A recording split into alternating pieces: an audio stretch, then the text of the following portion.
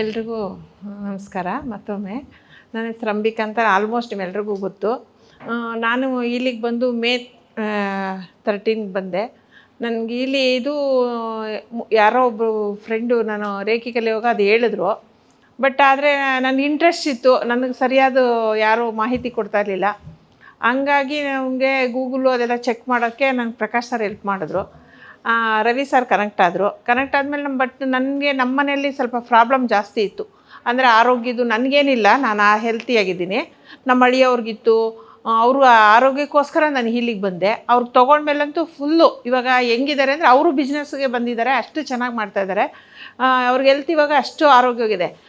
ಹೋದ ವೀಕಲ್ಲ, ಆಚಿನ ವೀಕು ನನ್ನ ಮೊಮ್ಮಗನಿಗೆ 104 ಡಿಗ್ರಿ ಜ್ವರ ಇತ್ತು. ಅದು ಜ್ವರ ಅಂದರೆ ನನಗೆ ಒಂಥರ ಕೈಕಾಲೇ ವೈಬ್ರೇಷನ್ ಇತ್ತು. ಅವನು ಕಣ್ಣು ಬಾಯಿ ಎಲ್ಲ ಮುಚ್ಚಿಬಿಟ್ಟಿದ್ದ. ನೈಟು ನನಗೆ ಭಯ ಆಗ್ತಿತ್ತು. ಹೌದು, ಮಿಷಿನ್ ಇದೆಯಲ್ಲ, ಯಾಕೆ ಭಯ ಬಿಡಬೇಕು ಅಂದ್ಬಿಟ್ಟು ಮಿಷಿನ್ ಹಾಕಿದೆ ಅವನಿಗೆ. 4 ಅವರ್ಗೊಂದ್ಸರಿ ನೀರು ಕುಡಿಸೋದು ಹಾಕೋದು.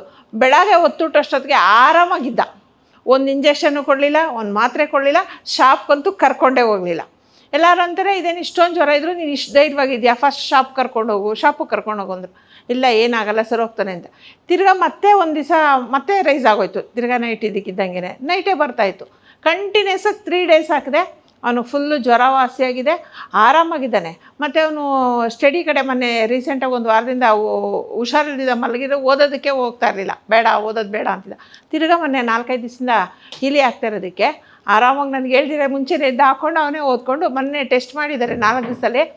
ಅಜ್ಜಿ, ನಾನು ತುಂಬ ಚೆನ್ನಾಗಿ ಬರೆದಿದ್ದೀನಿ, ಸರಿ, ನನ್ನದೇ ಫಸ್ಟ್ ಇದೆ ಸ್ಕೂಲಲ್ಲಿ ಅಂತ ಒಂದು ಹೇಳಿ. ಯಾಕೆಂದರೆ ಓದಬೇಕು ಅಂದರೆ ಓಡೋಗ್ತಾ ಇದ್ದ ಅವನು.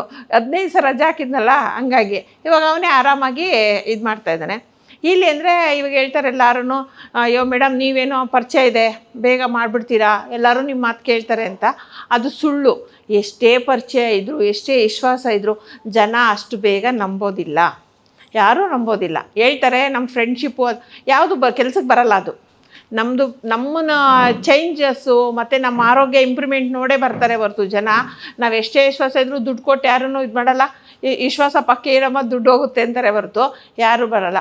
ಫಸ್ಟ್ ಆರೋಗ್ಯನ ಚೆನ್ನಾಗಿದೆ ಅಂತ ಅವ್ರಿಗೆ ಫೈಂಡ್ ಔಟ್ ಆದಮೇಲೆ ಅವ್ರು ಬರೋದು. ಯಾರು ನೆಂಟರಾಗಲಿ, ಸಂಬಂಧಿಕರಾಗ್ಬೋದು, ಫ್ರೆಂಡ್ಸ್ ಆಗ್ಬೋದು, ಯಾರೇ ಆದ್ರೂ ಅಷ್ಟೇ, ನಾವು ಆರೋಗ್ಯನ ಅವ್ರಿಗೆ ಫೈಂಡ್ ಔಟ್ ಮಾಡಿ ಕನ್ಫರ್ಮ್ ಮಾಡಿದ್ಮೇಲೆ ಬರ್ತಾರೆ ಹೊರತು ಯಾರೂ ನಾವು ಹೇಳಿದ ತಕ್ಷಣ ತೊಗೊಳ್ಳಿ 1 ಲಕ್ಷ 2 ಲಕ್ಷ ಅಂದರೆ ತೊಗೊಳೋದಿಲ್ಲ.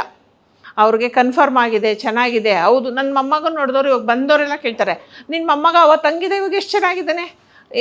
ಎಲ್ಲರೂ ಇವರು ನಮ್ಮ ಮನೆಗೆ ಬರೋರು ಆಲ್ಮೋಸ್ಟ್ ಫಸ್ಟ್ ಕೇಳೋದೇ ಅದು, ಅವತ್ತು ನಿಮ್ಮ ಮೊಮ್ಮಗ ಹಂಗಿದೆ, ಇವಾಗ ಎಷ್ಟು ಚೆನ್ನಾಗಿದ್ದಾನೆ ಅಂತಾರೆ. ಯಾಕೆಂದರೆ ಅವನು ಮೊದಲು ಬಂದಾಗ ತುಂಬ ವೀಕ್ ಇದ್ದ, ಊಟ ತಿಂತಿರ್ಲಿಲ್ಲ, ಮತ್ತು ಓದೋದು ಎಲ್ಲದರಲ್ಲೂ ಒಂಥರ ತುಂಬ ವೀಕಿದ್ದ.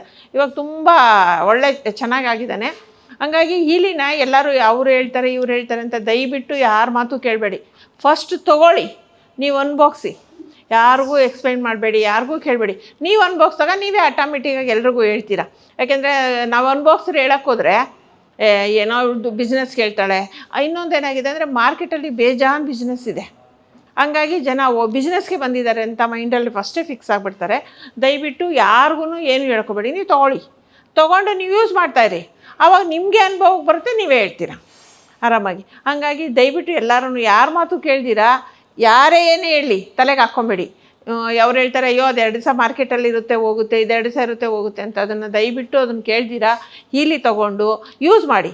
ಕರೆಕ್ಟಾಗಿ 10 ದಿವಸ ಯೂಸ್ ಮಾಡೋಷ್ಟೊತ್ತಿಗೆ ನಿಮ್ಗೆ ರಿಸಲ್ಟ್ ಪಕ್ಕಾ ರಿಸಲ್ಟ್ ಬರುತ್ತೆ. ಯಾಕೆಂದರೆ ನಾವು ಅನುಭವಿಸಿದ್ದೀವಿ, ಅದಕ್ಕೆ ಹೇಳ್ತಾ ಇದ್ದೀನಿ. ದಯವಿಟ್ಟು ಎಲ್ಲರೂ ತೊಗೊಂಡು ಯೂಸ್ ಮಾಡಿ ಆಮೇಲೆ ಬೇರೆಗೆ ಸಜೆಷನ್ ಕೊಡಿ ಅಂತ ಹೇಳ್ತೀನಿ. Thank you.